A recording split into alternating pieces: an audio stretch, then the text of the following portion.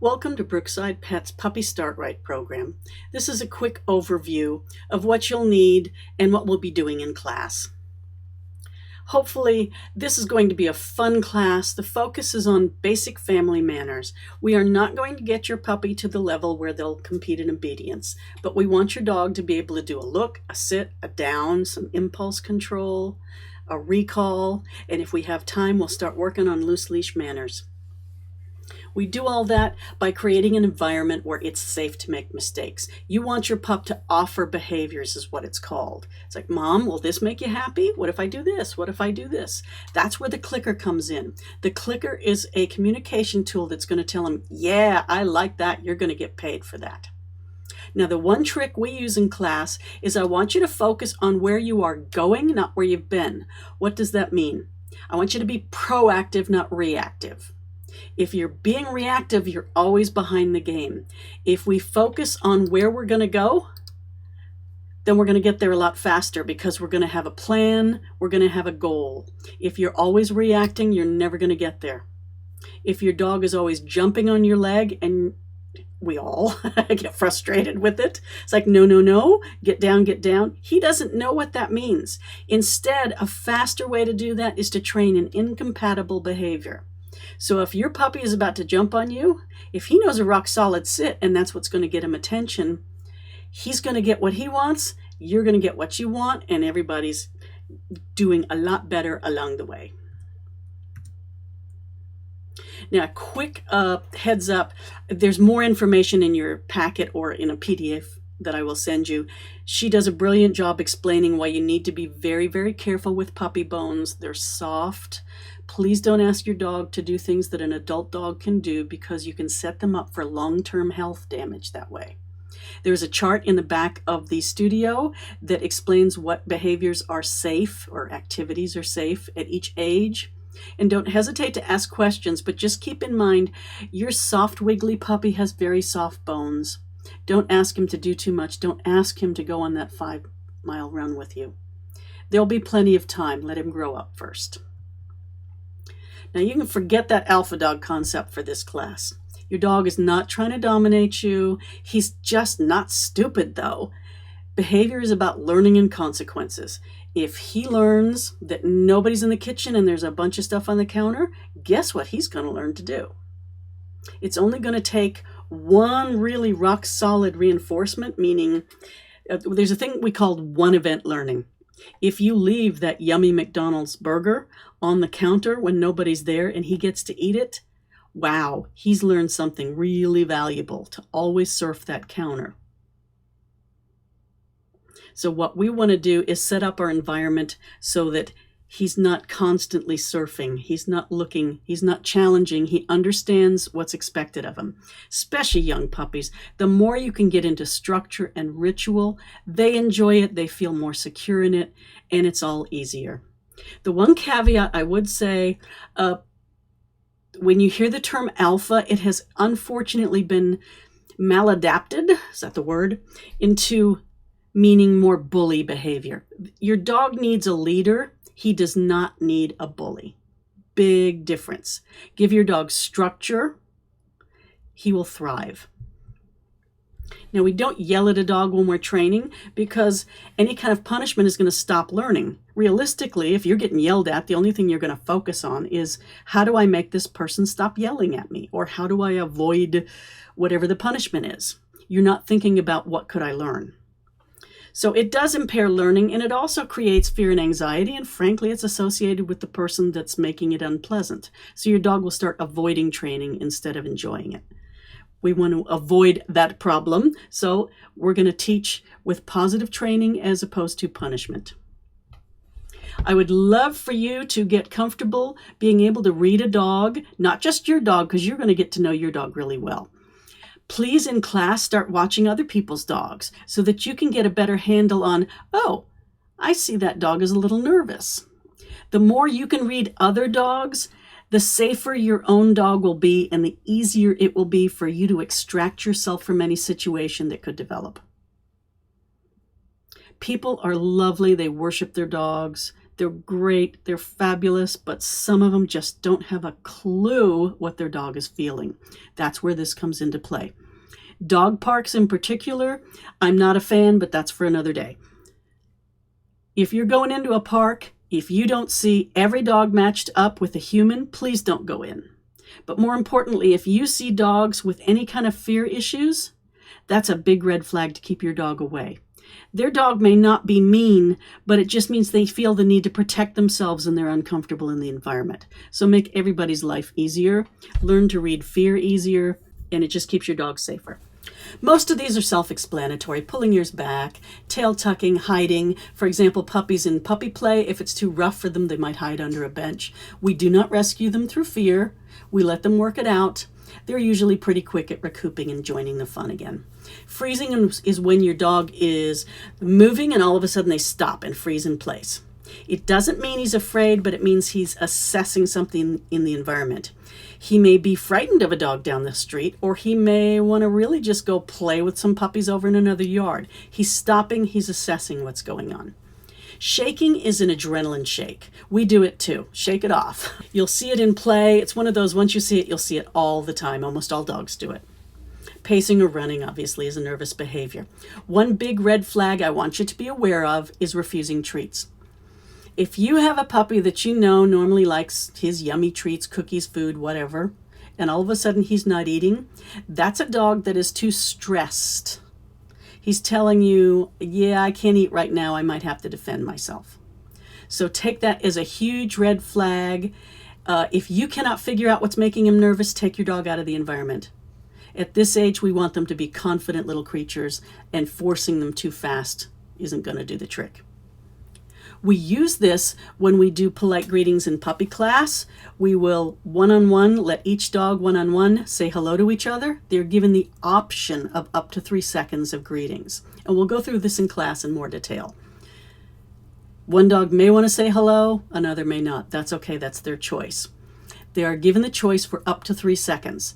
The reason there's a 3-second window, it feels arbitrary, but that's in general, if a dog is going to be frightened, that's about as much time as it gets for him to start getting himself worked up, draw his shoulders up, get fearful, and snark with a bite. So for that reason, we are teaching our puppies, number one, to kind of assess the other dog to see how they're feeling, and at 3 seconds, to check back in with mom or dad, because you'll be able to read this as well. Conflict behaviors are what dogs throw to each other, is the slang. All of these are in context. Yawning on a bed means he's sleepy. Yawning in a playgroup means he's nervous. Licking lips or nose like Mr. Bates, the Chihuahua down in the left corner. Once you see that, you'll see it all the time. It's a nervous tick. Turning head away, shifting eyes, squinting eyes. They're trying to avoid the other dog getting basically in their face or invading their personal space. We all have a sense of space. Each breed is going to be a little bit different. My retrievers have no clue and will lick you to pieces. A herding breed may not like being that close, and it's not uncommon for a herding breed when they first say hello to a puppy to wait those 3 seconds and snark. Now, mind you, then after that, they go, oh, okay, that dog's okay, and they're best buds. But as we learn to read the behavior, we'll all feel more comfortable. Sneezing, if your dog doesn't have an identified allergy, that's a conflict behavior. That's your dog telling you he's uncomfortable with something in the environment. Shaking off again.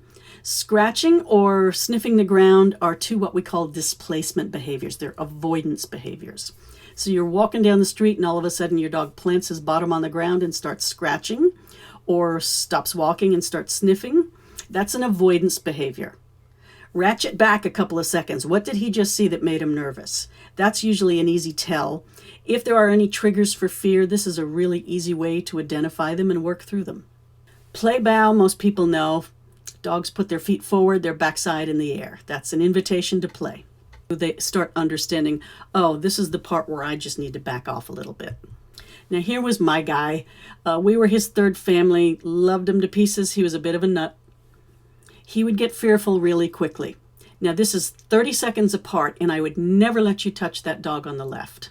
And hopefully you can start seeing the difference in the two pictures.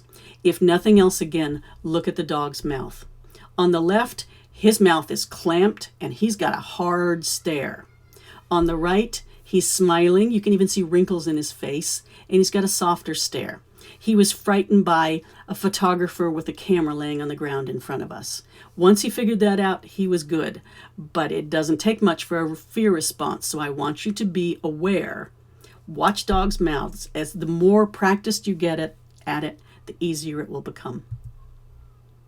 When you start training, I want you to train in 5 one-minute sessions a day. You're going to go farther faster doing that than you are trying to train half hour at a time or train 100% of the day. You'd have to be superhuman. Nobody can do that. The only problem with that is that learning happens 100% of the time. So set your environment up for success. And consistency counts. That gets back to that counter surfing. Don't leave him alone in the kitchen and then leave all the steaks all over the place. He's not a fool. He's going to go for it. If you don't want him on the sofa, don't ask him to come up sometimes and then not other times. Make up your mind ahead of time what you want your life to look like with your dog and plan for it. When you can't train, you're going to manage, especially before they're potty trained. If you cannot pay attention to your dog, you're going to have him in an X-pen, you're going to put him back in the crate, or you're going to tether him to you so that you know when he needs to go potty. As he gets more confident and he can go longer hours, then you can start expanding his territory in the house, but not until he's potty trained. We'll talk about this a lot more in class. I do not teach off. Off is managing, not training, and I personally think it's just code for no bad dog. If our goal is to tell a dog what we want them to do, off does not tell them a darn thing. It just tells them they're in trouble. So when you catch yourself yelling at your dog like this, as we all do, ask yourself, what could I have asked him to do instead? And the next time, ask for that before he gets in trouble. So when you find yourself frustrated with your puppy, they're normal puppies, we're normal humans, it's going to happen, then what I want you to do is come up with a training plan. This is the perfect age to decide, what do I want my life to look like with my dog? Now let's train for it. The dog you get, the genetics shape about 60% of the dog's behavior. You can change it through learning and experience, but the largest bulk of that is going to be genetics. And those instinctive behaviors are going to come out in the form of play right at about 6 to 8 weeks. A retriever is going to play a lot differently than a Shih Tzu or a Shiba Inu. Now, they can all be buddies, but they have to learn different play styles. And keep in mind, you're not going to eliminate a behavior. Please don't get an Aussie and then stop them from herding. It's just not fair. You can put an on-off switch on it. They're fabulous dogs. But don't ask them to stop doing what they were bred to do. Now, in my case, I have retrievers at home. I joke, if they're awake, they have something in their mouth. They're constantly bringing me things. I adore them, but I got to give them a job or they will create one for themselves. When we start training, I want you to set the stage. When you do those 5 one-minute sessions a day, you're going to make up your mind ahead of time before you even get the dog. Okay, for this session, I'm going to practice 10 sits. You're going to go get a handful of cookies. I don't get too worked up about it. The goal is 10. If I get 8, 12, I don't really care. I'm going to get my cookies beside me. I'm going to get the clicker because I have a clear picture in my mind what that sit looks like. Now I'm going to be able to train the dog. Now I get the dog. But the behavior is a describable, observable event. It's not a label like willful or anything. A behavior is the criteria that we teach with. That's what we click. And it is, again, describable, observable behavior. So when you get that behavior, you're going to pay them with a cookie. Pretty basic. So when I've got those 10 cookies and I ask for a sit, I'm going to go through 10 cookies. When those cookies are done, that tells you you've had 10 successes. Boom, you're done. If you can get 10 of those, 7 days in a row, you got 70 sits, you have a trained behavior in a week. Now, clicker training for me, I had a hard time wrapping my head around the fact that we don't name it until we're done. First, we're going to get that sit, then we're going to mark it or click it. Then we're going to reinforce the learner with a cookie. And when we get that a few times, the dog's going to go, well, this is easy money. I'm just going to sit. They're going to pay me. I'm going to hear that sound and they're going to pay me. When your dog starts offering the behavior, meaning you can kind of prompt it and he does it, perfect. That's the time to add a cue. So while it feels backwards, As he's already sitting because he's guessing, now we're going to say the word sit or your hand signal, whatever you want to use, just before he sits. So I'm going to say sit, I lure the behavior, I click it, I pay him. I'm going to say sit, lure, click. Pretty quickly, I won't need to lure him because he's going to go, oh, they say that sit word before I do that thing. Sit must mean putting my bottom on the ground. When your dog understands the cue and it successfully prompts that behavior, the clicker has done its job. The clicker teaches a new behavior. It's a communication tool. For our purposes, I would love for you to keep using it just because I think it really strengthens the behavior at this age and it's fun. But understand the clicker teaches a new behavior. You do not have to spend the rest of your life clicking each and every sit. So for the mechanics of it, we have some videos as well for you to go through. And there's some PDF files, but mostly treat delivery just means wait a second. Don't click and pay at the same time because you want your dog to understand the sound predicts a cookie coming. That makes him want to work for the sound. And it also creates a problem-solving dog much more quickly than just throwing food around.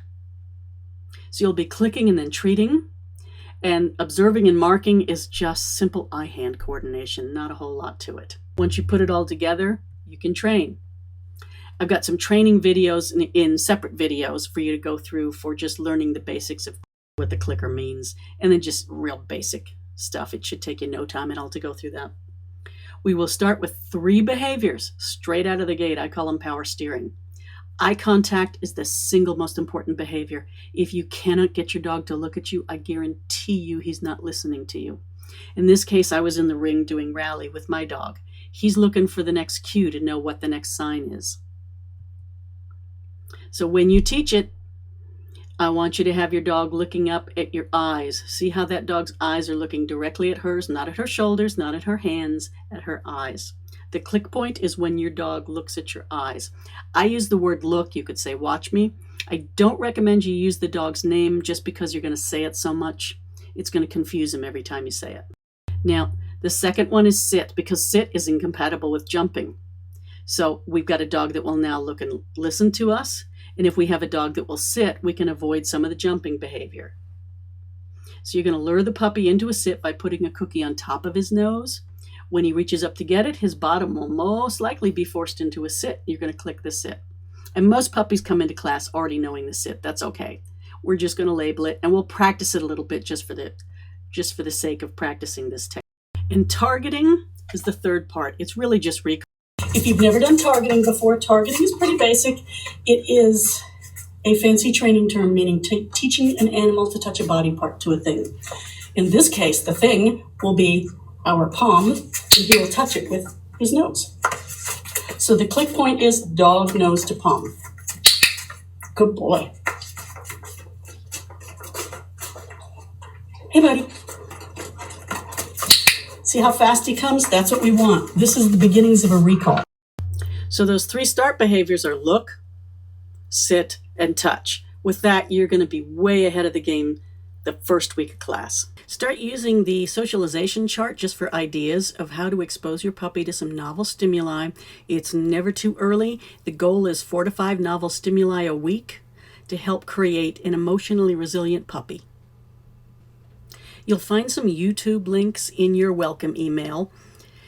Those go over really quickly some clicker basics, such as just charging the clicker, the physical mechanics of how to click and reward. And then there's also a video of how to teach the look, just to get you jump started for your first couple of behaviors. So hopefully this has answered the majority of your questions. Please don't hesitate to call, email, text, and we'll get you started Now I will go over real quickly some puppy class health protocols. Obviously, masks are required for class until the city says otherwise. We also have a shoe tray with disinfectant. Please walk through that. It will kill both parvo, which it was already down on the floor for that, and COVID germs. We will have plenty of hand sanitizer around in class. Please use it generously. Unfortunately, where we used to provide cookies, now you're going to have to bring your own. So please bring your own treats and clicker. You should get the clicker with your textbook.